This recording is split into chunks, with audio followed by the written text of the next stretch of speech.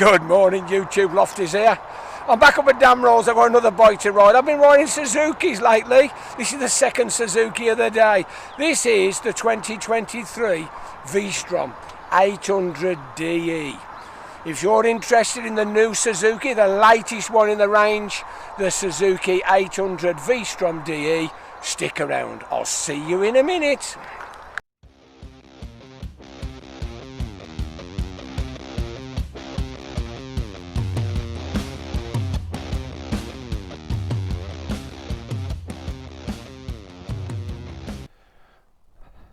Okay, YouTube, what do you reckon? This is a brand new bike. If you've seen my review of the GSX 8S, this is the same engine basically. It's the 800 or the 776 parallel twin. They put it into the v-strom. This is the brand new for 2023 v-strom DE, the 800. What do you think? The colour's not my choice. Let's have a look. Yeah, we got that nice dash, cracking. Smart start. To be fair, that does sound a lot like the V-twin. Well, let's go. Let's give it a ride.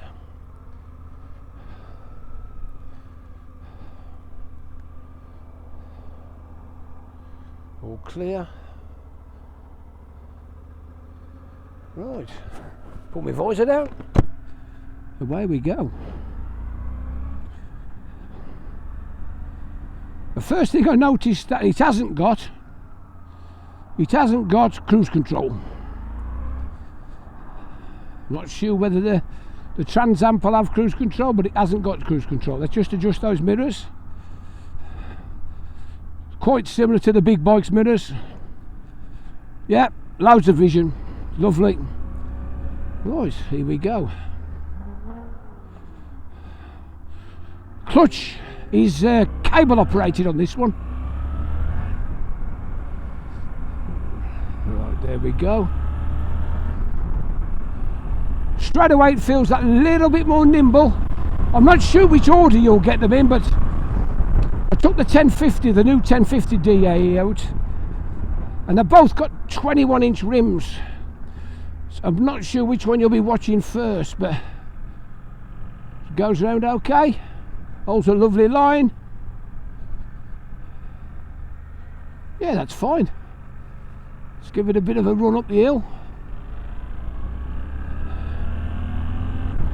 Quick shifter. Oh yeah, it's beauty. I think the quick shifter's slightly better than the 1050. That's lovely. Okay, let's have a look at it. Here we are. Good morning, YouTube. Lofty's here again. I've got another Suzuki. How about this beauty? Brand new. If ever you had a v-strom or owned a v-strom in the past, then probably the 650 v-twin, unfortunately it's going to be gone, finished. It's going to be replaced by a brand new model. This is the engine out of the GSX 8S. This is now called the v-strom 800DE. What do you think? 21-inch on the front. Let's have a look. Okay, noticeably it's not as tall as the 1050, but it is quite a tall bike. There's a decent cutaway in the front for the ones of you not quite so tall. So there we go. Foot pegs, no problem at all. Easy peasy. It's comfortable. It's springy on the back stationary, but we'll see what it's like on the move. What do you think? Not my favourite colour, gotta say. I don't really like black, and from the perch it feels and looks like a black bike, although there's bits of blue in it. I prefer that much brighter blue or white, but gotta say it's nice. Fit and finish looks good. Let's show it you. The blue is a bit plasticky, isn't it? Let's have a look close up. See all this plastic. There's your tank. That's nice. Plastic round there. I don't know what to think. Bit plastic, a bit cheap. Let's have a look round. I believe they're tubeless, that's what he tells me. These are the same wheels on the front that was on the 1050 DE. The rear, they're different, but I believe they're tubeless. Let's have a look round. We've got the stacked lights, a bit like on the S. Handguards are pretty much similar to the big boy. Yeah, looks pretty good. Nice big sprocket on the back. I bet this does pull a few wheelies. Right, let's show it you a bit close up. Okay, can you see the dash? Pretty similar. This seems to be the way Suzuki are going. Nice dash. We got the radial Digi tacho. We got a big Digi speedo. We got gear indicator, traction control, modes, ABS, idiot lights down the right hand side. Fuel gauge, it's flashing, but he has put me some fuel in, the good lad Simon. And we got voltage, odos, whatever. It's gone up to 18 degrees, it's got a bit warmer. How about that? So as I showed you before, you press the mode, traction control, 3, 2, 1, we'll leave it on 3. Press the mode again, you've got A mode, B mode, C mode. We'll leave it in B mode, and this is your ABS. It's on 2, but it's 4 switching it on and off, I believe. It doesn't seem to go to 1. I can't get it to go to 1. It's either 2 or off. What do you think? I like it. First impressions, it's comfy. It does noticeably feel smaller than the 1050 variant. The 1050 DE is a big bike. Big tall bike. Although this is running a 21, it feels much more compact, so it should suit the ones of a slightly shorter leg. So we've got the dustbin men in the distance, we'll try and ignore them. Big mirrors, handguards, adjustable lever. We got the smart start again. I'll just show you that in a sec. Hazard warnings coming across. Same big mirrors, nice big guards, cable clutch, pass light, high beam, modes, up and down. As I say, there's no cruise control. We've got the same indicators as on the big boy. Dicky little horn. So let's get it into life. Smart start. I'll show you from the side. Here we go. I've got to say, it sounds great, doesn't it? We better give you some stats. So here we go, the stats. I must say that before I start, this sector of between 650 and 800 is probably the most contested sector in motorbikes at the moment. You've got everything from Aprilias through Triumphs through everything, Ducatis, you name it, they all make something in this category. So it's all down to which brand you prefer, what size suits you, and which one fits your pocket best. So we'll give it its proper name, the 2023 Suzuki v-strom 800DE, 776cc, 4-stroke parallel twin. Liquid cooled double overhead cam with a 270 firing order. This has got the balancer shafts, twin balancer shafts, to keep it fairly smooth. So it is 83 brake horsepower at 8,500 revs, 57.5 foot-pounds at 6.8. Now we all know it's going to be compared to the Transalp. So before we carry on, it is 7 brake horsepower less than the Transalp, but it's got 2 foot-pounds more. So what they've done is they've moved the power down slightly, it's lower, so it's a bit torquier and not quite so toppy. 6-speed chain drive. The fuel tank fits a full 20 litres in, which will give you an estimated 64 miles per gallon and a 250 to 280 tank range, which is absolutely superb. 230 kilos wet, as I said. There's no boxes, there's no crash bars, it's just a basic bike, so of course your weight will probably increase if you add to it. This is running the 855 seat height. So at the front, upside down showers, cracking, can't fault them, they're fine. We've got a link type monoshock on the back. I'll show you that in a minute. So on the front end, 90, 90, 21 Dunlops. These Trail Max things, they're great, you can't fault them. We got twin, they're wavy. We got twin discs, 310mm with a twin pot Nissan caliper. It is a standard size caliper. No radials on this, nothing posh, nothing really outrageous. It's okay. So we'll come to the back. Standard shock mount, goes through the swinging arm. Okay, what we got? So on the rear we've got a 150/70/17 with a single 260mm disc with a one pot Nissan caliper. Can't fault it. Does what it says on the tin, doesn't it? It's a bit of a rocket launcher, that, isn't it? It's a bit huge. We got the adjustable preload here. Dead simple, nice and easy. TFT, traction control modes. On all accounts there's a gravel mode, but I didn't notice it. The quick shifters up and down, superb. What's it going to cost you? Here, this is the elephant in the room, innit? Because these bikes, they're from 9 grand to 15 grand this sector. This one is 10,500. Okay, it's a grand more than the Transalp, but the quick shifter's standard. It's up to you. I think when it comes to PCP and all that stuff, there ain't going to be a lot of difference in the monthly PCP in all these bikes. So it really depends whether you want to own it or lease it. So, let's give it a bit of a thrash, shall we? I'm going to get my helmet on, take it down the lane. See you in a minute. Okay, YouTube, so we're back. Here we go, dropping into a 50. We're going to straight line the island, down the hill, all clear. So we get it up to 50. As I say, the 800 does feel noticeably smaller than the 1050 DE.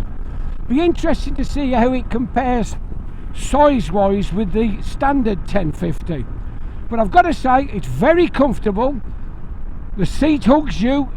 It's quite a captive seating position, but there's loads of leg room, and my first impressions are very, very comfy.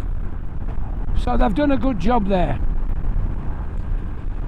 As I said to Simon, the big bike, you can't really tell it's a 21, and this, to be fair, let's have a look, this is similar. You don't really know. I think the steering's slightly more precise, but you don't really feel that you're riding a big bike with a 21-inch front wheel. Anyway, we're just settling into a nice 50 mile an hour.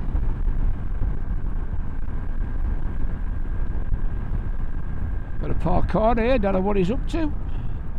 I just missed that horrible bit of road there. They've put some tarmac in when it was worse, but they've been filling a few of the holes up, but it's still not good. Clutch is dead light. Auto blippers a cinch. I'll just slow down because we're not sure whether we're going to get the lights or not. Yeah, we've got a green light, so I'll just steady up in third gear, increasing the revs up to 50. There we go, 50 mile an hour. Quick shifter, you don't really need vast amount of revs, it works. It's slick, it's smooth, and it's very accurate. So we're approaching the 30. We'll just drop a couple of cogs, third gear 30. Okay, so there we are, 30 gear, 30 mile an hour. Round the bend.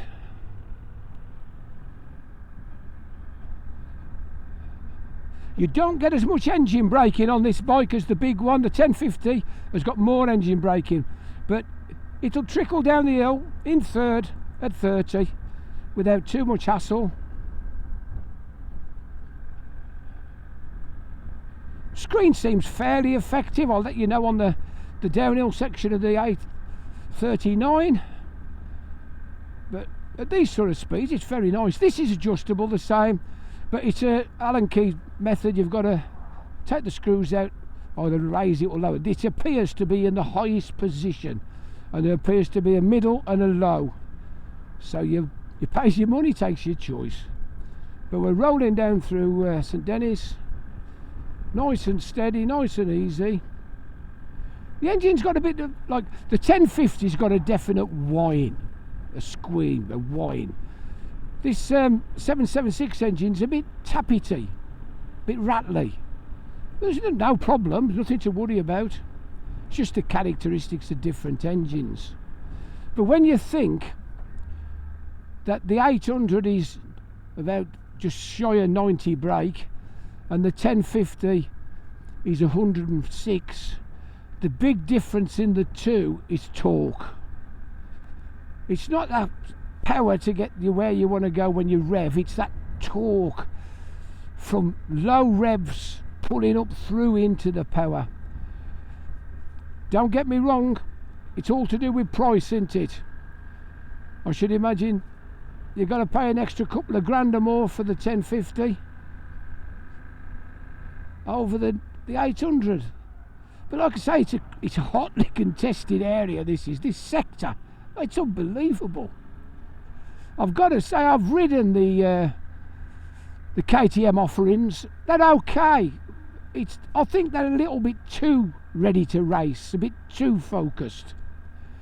The 660 Triumph's okay, but it's a bit revvy, it's a bit small. The extra 100cc or more on this, it just gives it that little bit more torque. That's what, to be fair, I think these days it's all about torque. That's where it is. It ain't on about these big power figures, because you can't go fast enough to use the power. There we go, pick it up. Very lively. This engine is lively. It comes to life very, very easily. So we'll just nip round in second. All clear. So up to national. There we go, 60 mile an hour. We're in top gear. Yeah, it's fine, that is. I'm not getting much blast. I like it. I do think the 8S, the road bike, was much more of a, ooh, yes. Whereas this is just that, it feels more relaxed. You know, I think if you're looking for a mid-range bike that you want to have a bit of a thrill on, I think the 8S or the Hornet are fantastic. But if you're looking for something with this adventure style characteristics, you can't fault these. Be interesting to see how it compares with a Transalp. Mark's just come back from Honda riding the Transalp, and he's been gushing about it, how good it is. He really has. So it would be nice to do a back-to-back, to be fair. Get two of us out and mic'd up and everything, and just compare the two bikes back-to-back. That'd be fantastic. And then do a swap over. Superb. Thank you, sir. Low speed, easy peasy. Just get the speed up a little bit. Third gear. Down the hill in the 30. Just throttle off and see what it does. Yeah, it's comfortable under 30. Third gear will hold it at 25. I'm having to put in just a little bit of juice. By the way, the throttle, absolutely sublime. No snatchiness, no lurching, no nothing. No on and off. I'll drop it into A mode, shall I? That's how simple it is. You press the mode button twice, then just drop it up into A mode. How easy is that? We'll just see what it feels like.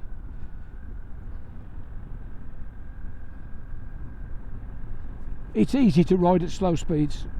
Doddle. We're approaching the national. I'll see what it picks up like from third, because this is a slight uphill. So we're doing 30 mile an hour as near as, damn it. Let's just see what the torque's like. Oh yeah. Yeah, up into fourth.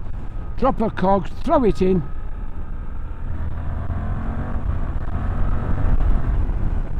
No problem at all. I'll just slow down. I'm going to do the back brake test. It's what you expect. As I've said many times recently, these back brakes are more of a stability control than a brake. But used in conjunction with the fronts, they do add. We're just past the quarry. I'll just check to see if this house is clear here. Yeah, it's all clear. Brakes on. Quite a significant amount of fork dive. You can tell we're not running radials on this. They're decent, they're okay. They're not what you'd call top class stoppers, but it's not a top class stopping bike. So down the hill, we're going to do a proper test now. Here we go. I got a bit of pulsing through the front and the back when I jammed them on, but it was effective. It stopped. Yeah, the throttle's just a little bit livelier.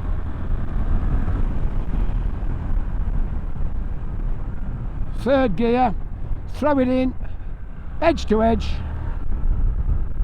Oh yeah, that's nice.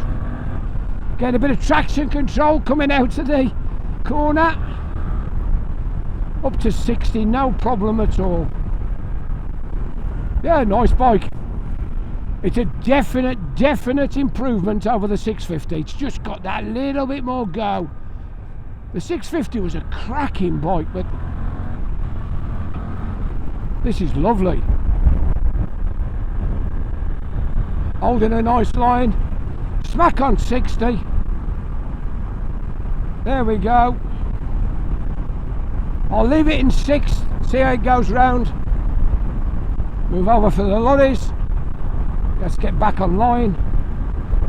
It's very easy to steer. You literally look where you want to go and the front wheel takes you there. Good little middleweight this. Good little middleweight. They've done a cracking job with this engine. They really have done a good job.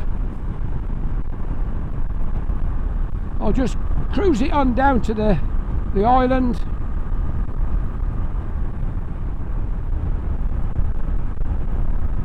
Into the 50. There we go. Let's have a look, see if the island's clear. All clear. Straight line it. Well, near as damn it.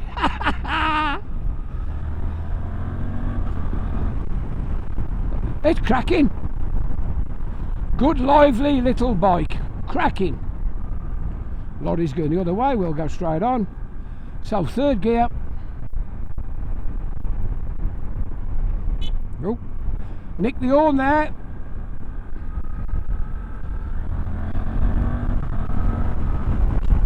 Up to 60 in 5th, up to 70 in 6th. No problem at all. I'm getting quite a bit of wind blast on the helmet. Noticeable. Slight amount of buffeting. Yeah, it's definitely the screen is not in the right position for me. Okay, so we're approaching the island. We'll auto blip down. There's 1. There's 2. Drifting on up to the island. Into 3rd. No problem at all. Easy peasy. We'll just 2nd. Yeah, cracking auto blip. We'll just drift it round the island. Yeah, that's lovely. Up the hill. Behind this Vauxhall. Here we go.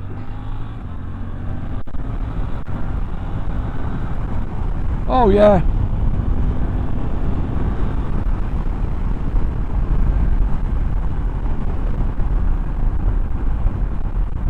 So 70 mile an hour.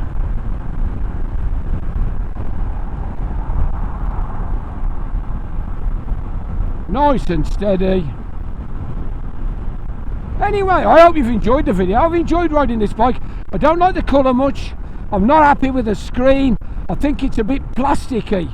In general, it's a good effort and it's an improvement over the 650. It's not for me, that's all I can say. The 1050 on the other hand, I think is a wonderful bike. Anyway, if you've enjoyed it, click on the like, subscribe, ring that little bell, ask me a question, anything you want, I'm only too pleased to answer it. Oh, thanks Simon for lending me the bike. I've really enjoyed it today, riding these two Suzukis. Cracking bits of kit. So, this is the Lofty Biker saying ta-ra for now. Ta-ra.